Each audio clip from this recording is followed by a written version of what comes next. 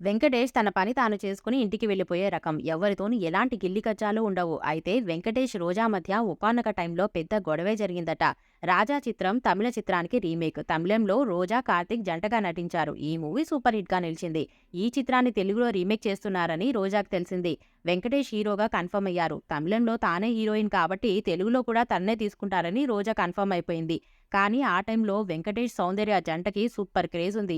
దీంతో 'రాజా' చిత్రంలో కూడా హీరోయిన్‌గా వెంకటేష్‌కి సౌందర్యనే ఉండాలని నిర్మాతలు, డైరెక్టర్ డిసైడ్ అయ్యారు. అక్కడే రోజా మనస్తాపానికి గురైంది.